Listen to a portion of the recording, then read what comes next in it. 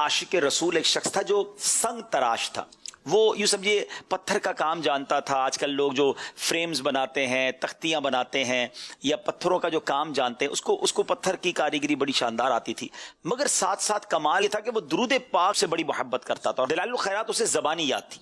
سبحان اللہ. وہ جب بھی ایک پتھر کو تراشتا تھا تو اسی پتھر تراشتے تراشتے وہ ایک دلائل الخیرات شریف کا باب بھی پورا کر لیا کرتا. اب جو درود پاک پڑھنے کا اتنا شوقین ہو وہ عاشق رسول بھی ہوگا امید ہے, اور مدینہ پاک کی حاضری کی تمنا بھی بڑی ہوگی. اب اس پر کرم یہ ہوا کہ ایک رات وہ عاشق رسول سویا تو اس کی قسمت جاگ اٹھی کہ وہ کیا دیکھتا ہے کہ مسجد نبوی شریف کے جلوے اس کے سامنے ہیں, اور نبی پاک علیہ الصلوۃ والسلام بھی جلوہ فرما ہے. پیارے آقا کا دیدار بھی اس نے گویا کیا, اور پیارے آقا علیہ الصلوۃ والسلام نے ایک مینار کی طرف اشارہ کر کے فرمایا کہ اے دیوانے دیکھو, ہمارے مینار میں ایک جو چھوٹا سا کنگرا کہہ لیں, چھوٹا سا حصہ کہہ لیں, وہ شکستہ ہے, اور تم ہمارے مدینے میں آؤ اور اس پتھر کو, اس حصے کو بنا دو.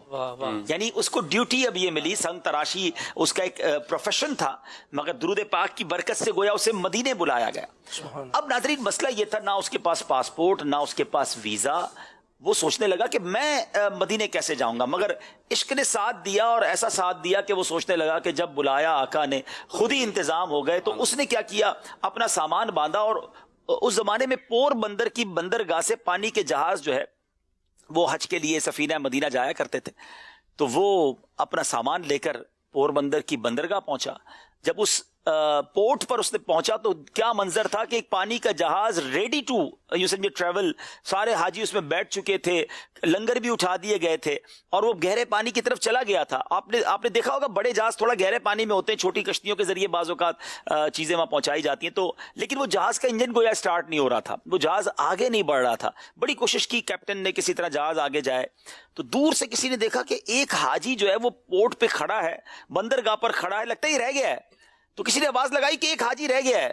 تو اب ایک چھوٹی سی کشتی بھیجی گئی, ان کو بھی بٹھایا گیا اور جہاز پر لایا گیا.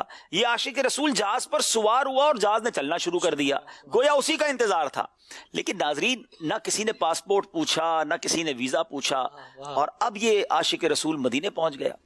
اب جب یہ وہاں پہنچا تو جیسے ہی مسجد نبوی شریف کے پاس وہ پہنچا تو کچھ خدام, اس زمانے میں جو وہاں عاشقان رسول خدام تھے, جو وہاں پر کام کرنے والے تھے, انہوں نے اس دیوانے کو دیکھتے ہی پہچان لیا کہ یہ وہی ہے جس کو بلایا گیا ہے.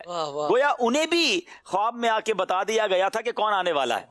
اب اس نے جب جا کے وہ مینار دیکھا تو مینار واقعی اس کا جو پیس تھا وہ یوں سمجھیے کہ تھوڑا سا کریک ہو گیا تھا یا شکستہ ہو گیا تھا. تو اب گنبد خضرا کے ساتھ ہی وہ مینار تھا. اب وہ سوچتا, عقل یا ادب تو یہ کہتے ہیں گنبد کے اوپر کیسے جائیں گے, مگر چونکہ حکم تھا نبی پاک علیہ الصلوۃ والسلام کا, رسی وغیرہ باندھ کر وہ دیوانہ اوپر گیا, اپنا کام کیا. لیکن جب اس کی روح نے سبز گنبد کا قرب پایا تو واپس آنے سے انکار کر دیا.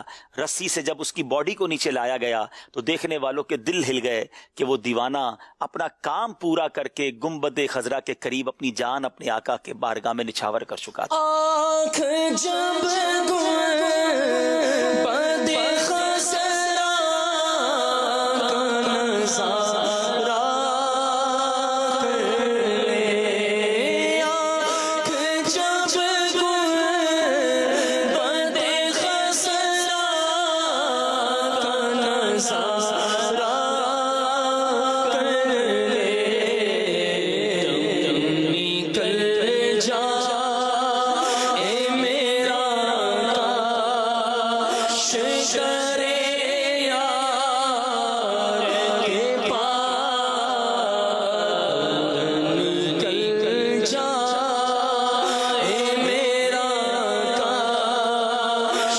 شرے